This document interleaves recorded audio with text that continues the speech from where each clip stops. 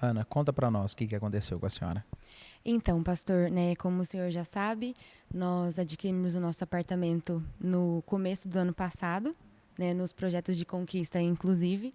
E aí, desde então, nós viemos de uma fase de reforma, de adaptação, né, e de acertos de contas. E demos entrada em alguns documentos principais, né, para continuarmos lá dentro. E um deles era a escritura, né? O prédio era relativamente novo, então ainda não tinha escriturado todos os apartamentos, né, individualmente, era como um todo. E aí a advogada da associação do nosso condomínio entrou em contato com todos os proprietários para estar fazendo essa escritura. E aí nós fomos no cartório, demos entrada tudo certinho, assinamos tudo, processo que seguia. Virando o ano, no final de janeiro, nós já estávamos, né, no propósito.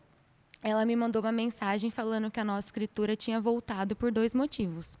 Um deles era a falta do ITBI, do pagamento do ITBI, que é uma taxa por cima dos imóveis, né, de compra e venda, e que a escritura do antigo proprietário tinha voltado porque ele não havia pagado a taxa. Então, pelo que eu entendi, né, toda pessoa que morou lá, foram duas famílias que moraram lá, eles tinham que dar entrada na escritura, mas como não tinha dado certo antes, então foi meio que perdido o processo. E não foi feito pagamento. Só que mesmo a dívida não sendo nossa, no nosso nome era do antigo proprietário, ela disse que nós, a partir do momento que tivéssemos comprado, seria a nossa responsabilidade. Era o número do nosso apartamento, não tinha muito o que fazer. E aí eu sei que começou uma questão de conversar com a nossa corretora, para poder conversar com esse moço, porque nós não tínhamos o contato dele. E aí durou um mês, pastor, essa intermediação. Entre conversar com ela, mandei tudo aquilo que a advogada me mandou, mandei todos os prints, mandei todos os valores, mandei tudo certinho, ela mandou para esse moço, e aí foi em questão de um mês para ele poder responder, para ele poder dar uma certeza. Né, primeiro ele estava viajando, depois ele estava doente, aí ele sumiu, parou de responder as mensagens. E nisso, né, no dia que eu fiquei sabendo, já conversei com o Gustavo, também conversei com a minha mãe, porque ela esteve presente de perto em todos os momentos desse apartamento, então ela sempre me ajudou, né, a manter a calma, e não seria diferente nessa situação. E aí eu sei que faltando uma semana para dar um mês certinho dessa questão, a advogada me mandou uma mensagem um pouquinho mais, né, exaltada, falando que tinha feito do que tinha para fazer, que já tinha avisado tudo, e que se a gente não fizesse esse pagamento, ela iria entrar com um processo com o meu nome, o nome do meu esposo, enfim, todos aqueles que estavam nos ajudando, né, a resolver esse caso.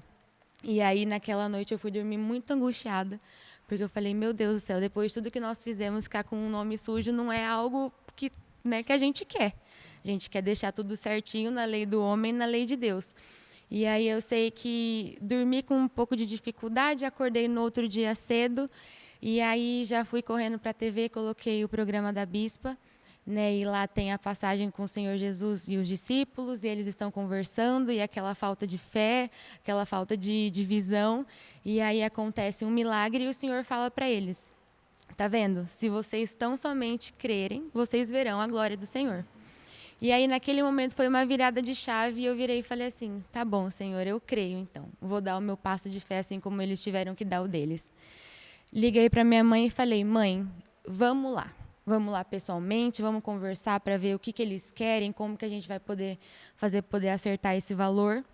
Né? Fui lá, a advogada estava meio assim com a gente, eu falei, olha, me perdoa mais uma vez, é uma situação que não acontece normalmente, a gente não faz isso, mas é porque realmente estávamos atrás dele para ele poder nos ajudar a dar uma resposta, porque a dívida não era nossa, mas não tinha nada para a gente poder fazer a não ser tentar contatar ele.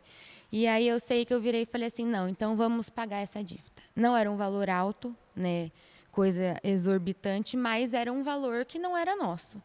Significativo, com certeza, que daria para poder fazer algumas outras coisas. E aí nós fomos, fizemos o pagamento, né, em coisa de 2, 3 horas no máximo, a nossa corretora entra em contato com a gente novamente, falando, Ana, me passa o seu Pix, porque ele resolveu fazer o pagamento. Então, eu fiquei sem acreditar, na verdade. Eu ainda olhei a mensagem 2 vezes, mandei para o Gustavo, já tinha ligado para minha mãe, ela falou assim, não, filha, vai, Você não deu passo de fé? É um milagre que o Senhor fez na sua vida. E aí eu mandei, poucos minutos depois já tinha confirmado. Então, aquela dívida que não era nossa, mas que era nossa, foi paga cada centavo.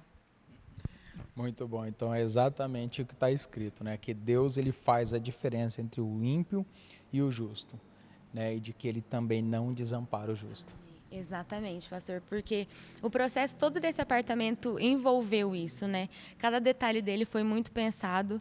Nós tivemos algumas ocorrências entre alguns prestadores de serviço, mas em todo momento eu falava que o Senhor esteja aqui, que o Senhor esteja usando a mão dessas pessoas, que o Senhor use a mente dessas pessoas para nos favorecer. E assim a gente viu em cada detalhe o Senhor nos favorecendo, nos dando graça, nos dando condições para realizar esse nosso sonho em todas as áreas. Muito bem. Feliz? Muito feliz.